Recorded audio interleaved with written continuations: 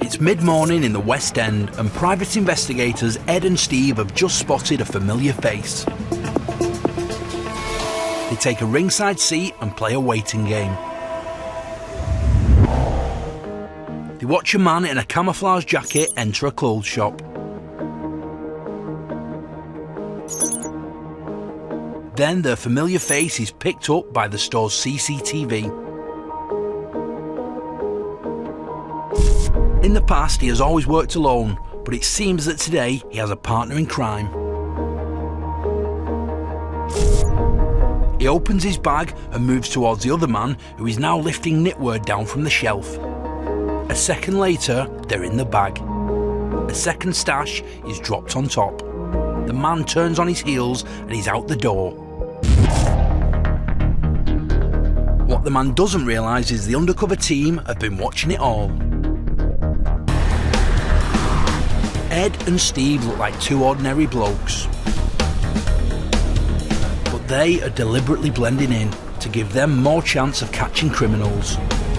The purpose of our job is catching shoplifters and pickpockets, and those people that commit those offences aren't going to do it when someone in uniform is standing 10 metres from where they are, whereas we can be maybe 2 or 3 metres from where they're standing whilst they're doing that offence, so it does help.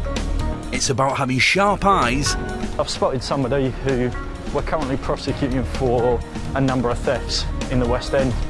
And a nose for something that doesn't smell right. So, just going to monitor him for a bit and see if we see him commit any other offences. It's definitely him, I think.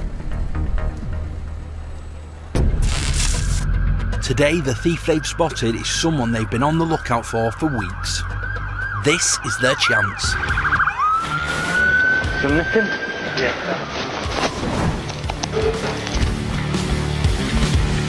Right. Drop the bags now. Right. He's definitely someone that we are on the lookout for, mainly for the fact that he does seem to be quite prolific around the West End. Have you got anything on you shouldn't have? There's nothing that's stolen, no?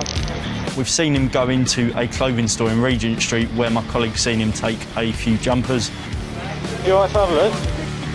Sure enough, a search of the man's bags turns up the stolen goods. You just paid for these then, yeah? Yeah, you know I haven't. Last time they dealt with this man, he was also shoplifting. He's doing it, stand by. Yeah, in the bag, 2 in the bag, 3 in the bag. They caught him in the act that day too. Hello, mate. Come stop there for me. Yeah, all right. They searched him. How come you've got a foil-line bag on you, mate? And discovered a bag used to evade security detectors. That's a little bit more serious than shoplifting, though, having a bag lined with foil. There's no reason that you'd be walking around the streets with a foil-line bag. That is a sort of implement that is just used for stealing items and because it prevents the alarms from going off. Leicester Square units from 24 Tango 1. The team started legal action against the man, but his details turned out to be false. He's not been spotted in the West End since then, until today. We're going to take him back to the store, get some more details off him because we don't believe that the address he gave us last time is correct. Take him to the fitting room. But first, the team need the man to confess to stealing the jumpers. Those jumpers that I've taken out your bag, where did you get them from? Here, okay. Yeah. Did you pay for them? No. According to law, theft of items valued at less than £200 means the offender can plead guilty by post and won't have to appear in court. But a search of the bags reveals even more goods. Each of these barcodes is unique, so it's just going to pop up saying sold or not sold. And You're the stolen responsible for goods, them. So I'm going to scan it and I'm going to find out if it's sold or not sold. Is it going to be paid for? So then next. Steve does a quick calculation of the total value of the stolen goods. I'm just going to add these up, mate. 2, 3. How much? You stole 8 of them, 59 quid each, 472. The search of the man's bags also reveals that once again there's something more to this crime. Ah, mate, foil one. Mate, you're further arrested, alright, for going equipped still, alright? Same caution applies. It's the same old story. So you're going to be reported for the consideration of prosecution of theft for shoplifting and also gun equipped still. But first, an official summons for the man to appear in court needs to be sent to his home. What's your address, mate? And the contact details he gave last time didn't check out. Different address to the one you gave me last time. The point is, a letter's going to be sent to your address with a summons to court. No, you listen. A letter's going to be sent, and this is up to you to give us the right address, because if it's the wrong address and you don't receive that summons, then a warrant will be issued for your arrest. A warrant for the man's arrest means that when he's next picked up, he will go straight to jail, with no right to bail, until his case is heard in court. I hope that address is correct, alright? Because otherwise you'll be walking around wanted, potentially, alright? He has given us a different address. It's similar to the one that he gave us last time, but it's a different door number, so we're going to run some checks on that to find out whether that is his correct address. For now, the man is banned from the store, but allowed to return home, wherever that may be. Yeah, I understand that. I'm going straight to Bond Street, back on the tube, okay? Yeah.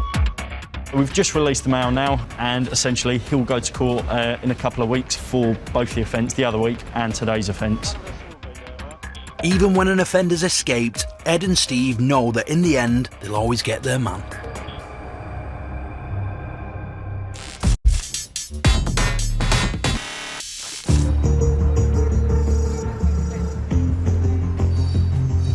It's a quiet day on the streets of the capital. Just down about up Tottenham Court Road, seeing what's going on with the world. A chance for undercover detectives Ed and Steve to monitor who's out and about. It's got an empty bag, let's see where it goes. Almost immediately, they spot an old acquaintance. Stopped him shoplifting before. He's fine, but when he's had a drink, he likes to go out and commit theft. We're just walking past one of the restaurants around here. We've seen one of the guys that we know to be a regular shoplifter. It's always after he's had a drink. Last time he stole a £40 t-shirt from a shop. He hasn't really been caught since. He's kept out of the area, but first time we've seen him in a while. I'm just going to see if he takes a bottle of wine. Oh, he's about to. Yeah, he's just done it. He's bottle of wine. Bottle of wine. Bottle of wine. It's the start of the day, innit? Unaware he's being watched, the wine thief walks right past Ed and Steve. Stand by, it's coming up behind you. It's in his bag. It's just walked in, taking a bottle of wine and straight out. Sorted. He's walked into the restaurant, grabbed a bottle of wine off the table. It's still sealed, and then he's left the restaurant making no attempt to pay for that wine. The team follow the man to a nearby park. How are you? What's just happened in the restaurant you were just in? I don't know. He's gone round the corner to drink it. We've stopped him, had a chat with him. Yeah, I've just seen what's happened. A bottle of wine, maybe.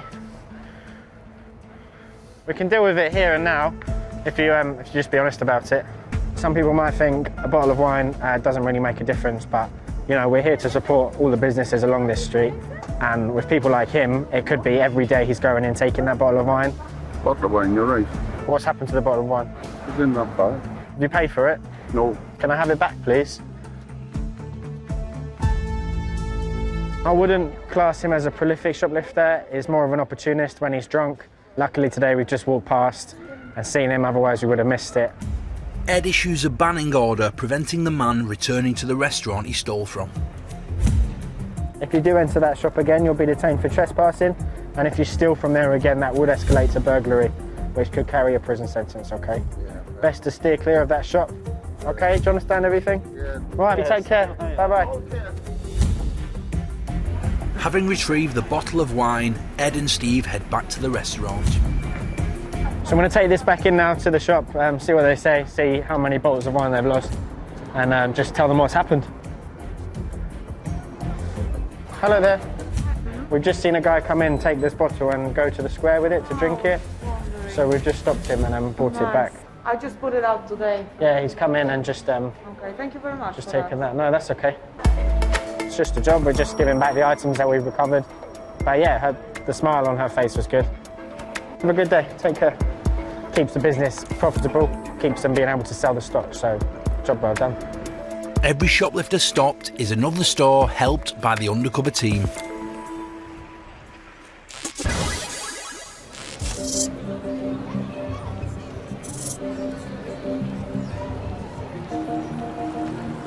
In the West End, private investigators Ed and Steve are back on the streets of Chinatown.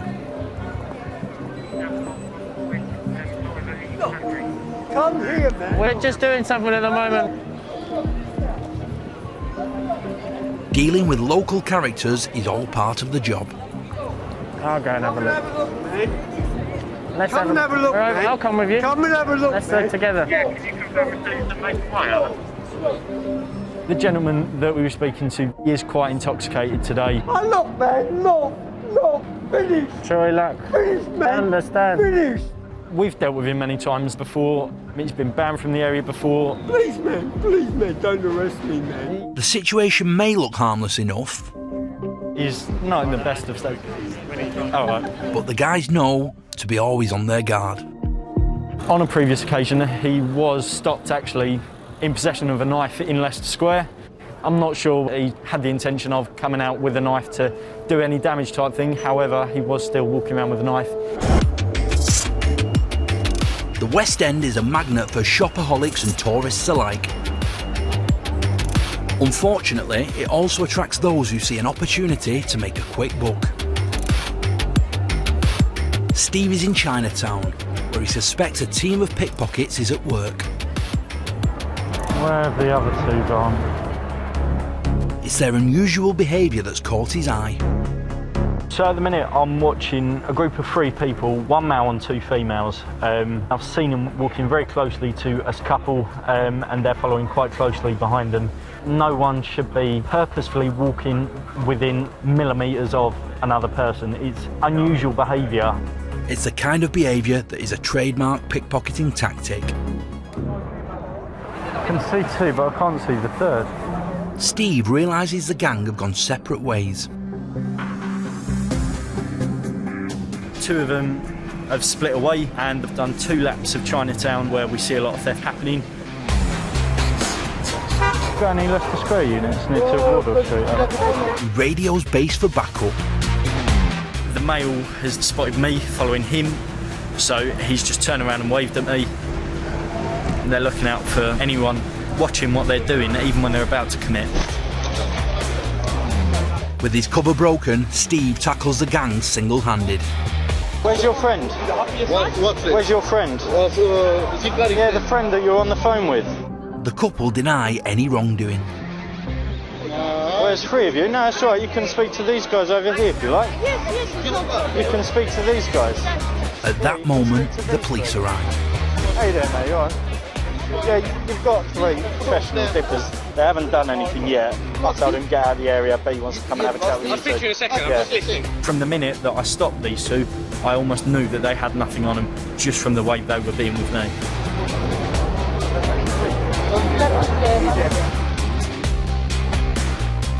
It's something we see time and time again. If they haven't got anything on them, they will just try and be funny with you. It's usually, if they have got something, that's when you see them run or try and fight and try and get away. But their attitude is ringing alarm bells. Can we speak to you over here? Yes. So the police move them to a side street. Have you ever been stopped by the police before? What? Have you ever been stopped by the police before? Yes. Have you ever been arrested? Yes, pretty much. Too many times. Too much. Getting out. Please. The male is known to police. He's been arrested over 10 times. They are what I would describe as professionals. Steve updates the office on the stop and search. It's Wardour Street, just junction Shaftesbury Avenue. 2 currently detained with police. His hunch about the couple is confirmed by a passing plainclothes officer who wants to know what's going on. Are they getting nicked? Or? I'm not 100% sure at the minute. Guys, you need a female officer to search. It turns out it's the second time in 24 hours that the couple have come under suspicion. One of the proactive sergeants for the West End told me that they were followed by British Transport Police plainclothes officers last night as well. The police release them with a warning and make it very clear that from now on they'll be watching their every move. We've got their details and nipped it in the bud quite early this evening. They now know we're out and about in the West End and hopefully won't be committing offences. Sometimes prevention has to be as good as a cure. Hopefully.